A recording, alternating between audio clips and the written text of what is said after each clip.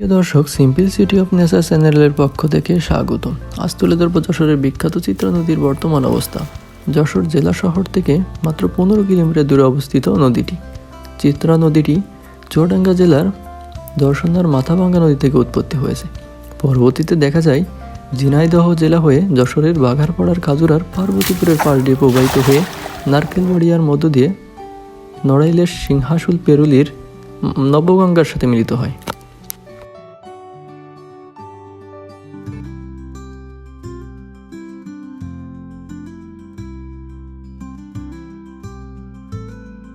মাতৃক এই দেশ বাংলাদেশ। প্রায় 1008টি নদী রয়েছে বাংলাদেশে।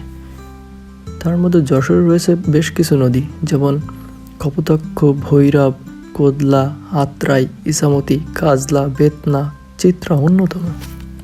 এই নদী যুগ যুগ ধরে সহযোগিতা করে আসছে এ দুধারের জনপদের সাধারণ মানুষকে। প্রতিনিয়ত যোগান দিয়ে যাচ্ছে নানা প্রজাতির মাছ। বয়োজ্যেষ্ঠরা যেমন মাছ ধরছে, তেমনি শিশুরাও থেমে নেই। কেউ বা ক্যাপলা জাল দিয়ে মাছ ধরছে, কেউ বা ঠেলা জালি দিয়ে, আবার কেউ বা পাতানো জাল দিয়ে। এখানে পাওয়া যায় নানা প্রজাতির মাছ, যেমন কই, শিং, পুঁটি, ট্যাংরা, টাকি, শোল। চিত্রা নদীর এসব মাছ যেন স্বাদে গুণে সেরা।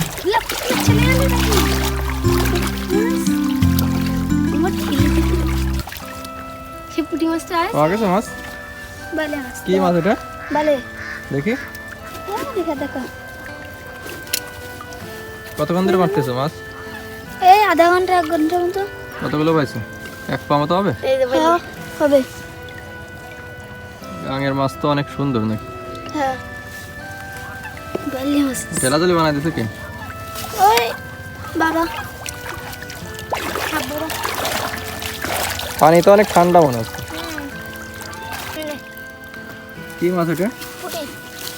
শুধু কি পুঁটি মাছ নাকি বাইলে মাছ আছে? হ্যাঁ আছে। চ্যাং, তেলো?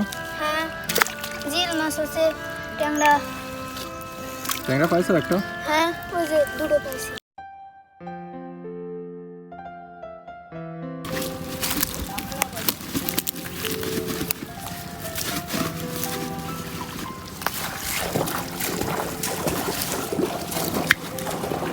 কি কি মাছ এগুলো?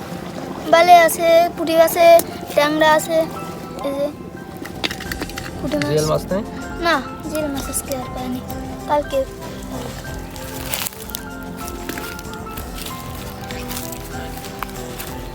বড় বড় পুঁটি। হ্যাঁ ট্যাংরা মাছ ওঠে নাকি? হ্যাঁ, ট্যাংরা মাছও ওঠে। ছোট পোনা পাওয়া যায় না? না, আগে যখন বেশি জল থাকতো তখন নাকি পাওয়া যেত।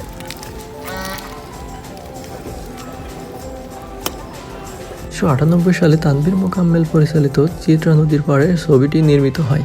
1947 সালে দেশভাগ তৎকালীন পূর্ব পাকিস্তানে হিন্দুদের উপর এর যে প্রভাব, সেটিকে তুলে ধরা হয়েছে। নদীর স্বল্প পানিতে গা ভাসিয়ে নিচ্ছে চীনের হাঁস, পাতি হাঁস ও রাজহাঁসেরা।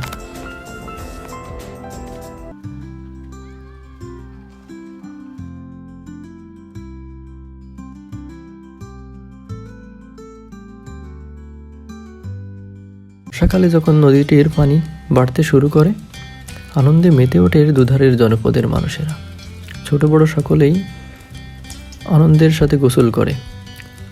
ছোটরা কলার ভিয়া তৈরি করে খেলা করে, কখনো গাছে উঠে নদীর পানিতে ঝাঁপ দেয়, গরুকে গোসল করায়, নৌকা বাইচ খেলে।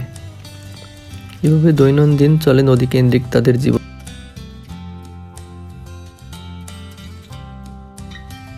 সময় চিত্রা নদী বাণিজ্যিক পথ হিসেবে ব্যবহৃত হতো।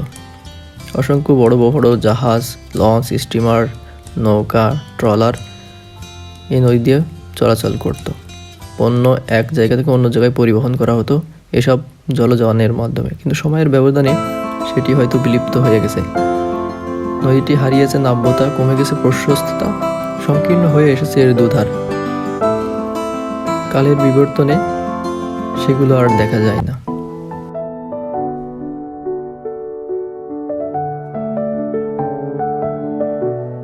নদীর পাড়ে গড়ে ওঠা জনপদগুলোর মানুষ ব্যবহার করছে নদীটির দুধার। কেউ বা গোচারণ করছে, কেউ বা ধানের বীজতলা তৈরি করছে।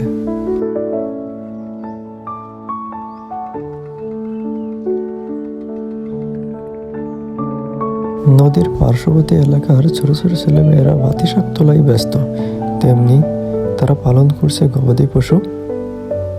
চলছে পিঠাপুলির উৎসব, ঢেকিতে তারা চাল কুটে নিচ্ছে। দিনে দিনে হারিয়ে যাচ্ছে নদীটির রূপ সৌন্দর্য। ছোট্ট জলপ্রবাহ নিয়ে আপন গতিতে ছুটে চলেছে নদীটি।